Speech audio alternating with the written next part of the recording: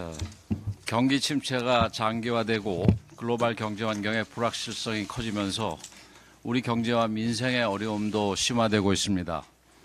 내일 한국은행의 성장률 수정 전망치가 나올 예정인데 작년 11월 전망보다 상당히 낮춰질 것으로 예상됩니다. 이미 다수의 국제금융기관들이 올해 우리 성장률 전망을 하향 조정했습니다. 성장률이 떨어지고 경제가 활력을 잃은 데는 정치의 책임이 무엇보다 큽니다. 국회가 기업의 활동을 도와주기는커녕 사사건건 발목을 잡고 괴롭히면서 기업하기 어려운 나라를 만들고 있습니다. 시급한 민생 법안들은 하나같이 국회에 발이 묶여 있습니다. 최근 이재명 대표가 부쩍 경제에 관심을 보이고 있는데 그나마 다행이라고 해야 할지 아니면 더 큰 문제가 발생하는 건 아닌지 걱정입니다. 이재명 대표의 경제 관련 발언과 태도를 보면 국가 경제에 대한 무지와 정책 철학의 빈곤이 그대로 드러나고 있습니다. 기업들 앞에서는 기업의 성장이 경제 성장의 전부라면서 왜 몰아서 일하는 것을 못하게 하냐는 문제 제기에 할 말이 없다고 친기업 보수 정치인 코스프레를 합니다. 그래놓고 곧장 돌아서서 민노총을 만나면 주 4일째 해야 된다. 상속세 최고 세일 인하는 초부자 감세라며 바로 반기업 극좌 정치인의 본색을 드러나기 시작합니다. 기업을 살린다면서 기업들 다 죽이는 노란봉투법을 또다시 들이밀고 경제를 살린다면서 경제 활력 떨어뜨리는 상법 개정안을 밀어붙이고 부동산 상속세는 낮춘다면서 기업 상속세 인하는 요지부동입니다. 반도체법 주 50시간 적용 예외 제도는 지지 기반인 노조가 반대라고 절대 안 된다고 합니다. 기업에도 세액 공제를 해줘야 된다.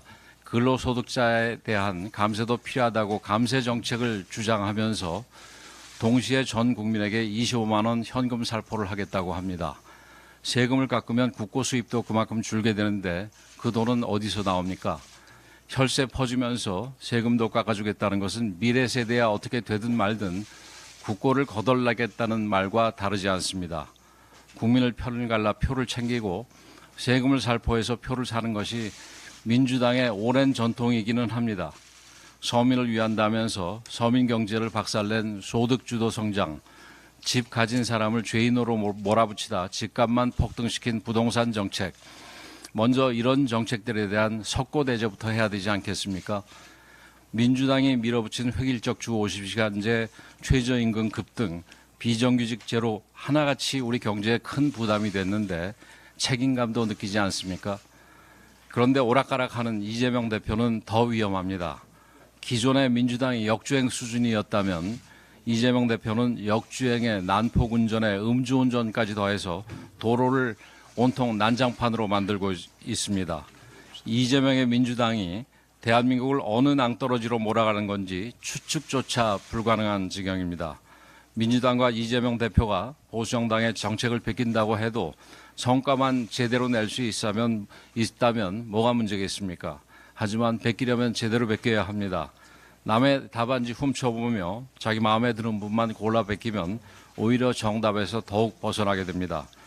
이재명 대표께서 진심으로 경제를 살릴 생각이라면 시급한 민생 법안 처리부터 정부 여당과 머리를 맞대야 합니다. 지난 토요일 일본 시네마현이 다케시마 날 행사를 열었습니다. 행사 자체도 부적절할 뿐만 아니라 일본 중앙정부 고위급 인사 참석은 더 큰 비판을 받아 마땅합니다.